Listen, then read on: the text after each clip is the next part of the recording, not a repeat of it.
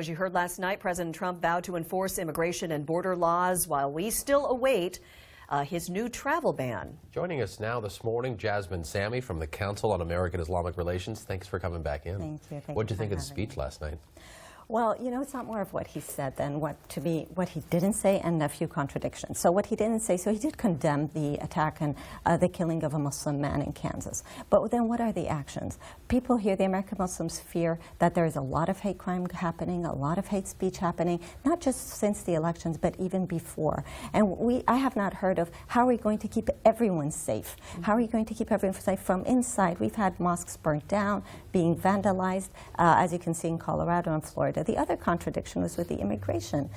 He did say that there will be reform. We have not seen any kind of reform since this administration started. We know there's a travel ban that's coming out. It was supposed to be today and it has been postponed. And the reason we understand for the new executive order for the travel ban is to actually vet it through the attorneys, so it's more difficult to get any kind of temporary restraining order on it or file a lawsuit. So at the same time, he demonized the immigrants so much in the speech by bringing in crimes, and then you're saying reform. So to me, there were a lot of contradictions and a lot of action, a lot of things that were not said regarding the American Muslims or the community at large. So it sounds like you were disappointed in the things that didn't come in the speech that you feel like should have been addressed. Exactly. This is really what's happening on the ground. So there are other things, yes, that he did mention, but I do feel that we have to take it point on. There's hate crime. American Muslims contribute to the country just like anyone else. We do. I did want to hear more. I did want to hear more. What are we going to do to stay safe inside our country? How can our children and families pursue their dreams without feeling fear from inside? At the same time, the reform. How can you be saying reform when we have not seen any kind of reform since day one? That's what immigration.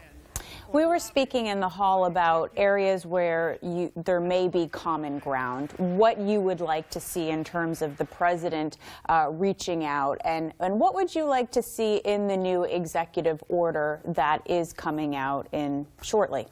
So first of all, I do want this executive order. There don't have to be, there should not be, I'm sorry, 7 countries or 8 countries or any countries. Because as we know, the 7 countries that were selected, we did not hear of one person that did any kind of terrorist attack from those countries.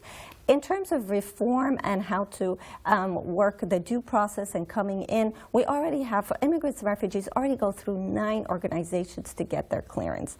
If there is one more organization that needs to be in there to do the reform to secure, we completely understand. But don't demonize the American Muslims. The other thing is citizens, American citizens have been detained at airports for hours in the past month, being asked for their passwords to open their mobiles and check their social media. We don't want to see that. So I believe the executive order should have some kind of, not just go straight to the American Muslims or Muslim community. If there is reform, it should be a general reform, not just to a specific community. The CAIR office is very busy. Been there before. You're taking calls all the time. Are you hearing from people in your community that are just saying, I can't stress, enough is enough, I'm done with America? Yes, I've had families who did leave, and one of them left because their children also were bullied at school because of what's going on.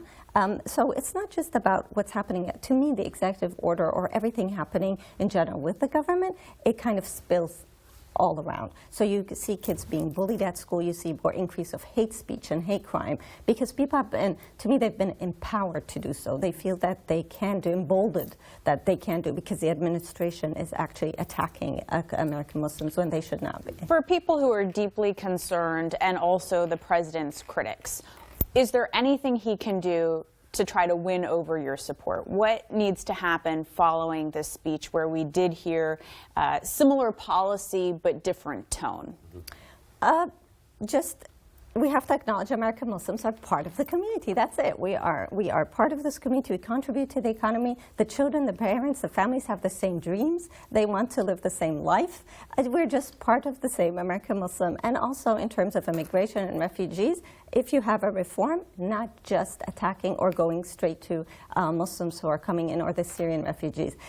The U.S. is always considered the homeland for everyone. We want to show the humane part of the U.S. We want to show that we care for people and that we will. These are women and children we're talking about that are coming in from warlike countries and from all kinds of very, very bad situations. And we'd love to see that too.